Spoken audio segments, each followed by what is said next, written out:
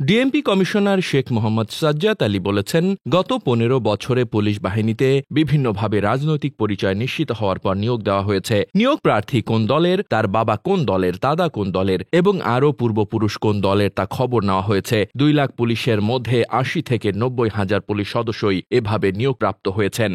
আজ সোমবার মিন্টো রোডে ডিএমপি মিডিয়া সেন্টারে আয়োজিত মিট দ্য প্রেসে সাংবাদিকদের এক প্রশ্নের জবাবে তিনি এসব কথা বলেন। ডিএমপি কমিশনার বলেন, এই ৮০ থেকে ৯০ হাজার পুলিশ সদস্যকে তো বলতে পারি না গো হোম, তবে যারা দুষ্টু, যারা পেশাদারিত্বের বাইরে গিয়ে নানা অপকর্মে লিপ্ত হয়েছিলেন তাদের বিরুদ্ধে ব্যবস্থা নিচ্ছি। সাজ্জাদ আলী আরও বলেন, পরিবর্তিত পরিস্থিতিতে যখন পুলিশ ইনঅ্যাক্টিভ হয়ে পড়ে তখন ঢাকা শহরে ডাকাতি, লুটপাট শুরু হয়। তখন ৮০ বছরের বৃদ্ধ লাঠি নিয়ে পাহারা দিয়েছেন। তখন ঢাকা মেট্রোপলিটন পুলিশ ট্রমার মধ্যে পড়ে যায়। এরপর সদ্য বিদায়ী ডিএমপি কমিশনার সহ অন্যান্যরা পুলিশকে সক্রিয় করতে কাজ শুরু করেন। তিনি বলেন, ঢাকা শহরের প্রধান সমস্যা ট্রাফিক। এই শহরে বিপুল সংখ্যক ব্যাটারি চালিত অটোরিকশা চলাচল করছে। অটোরিকশা যদি বন্ধ না হয় তাহলে ঢাকা শহরের ঘর থেকে বের হলে আর হাঁটার জায়গা থাকবে না, মানুষের মুভমেন্ট বন্ধ হয়ে যাবে।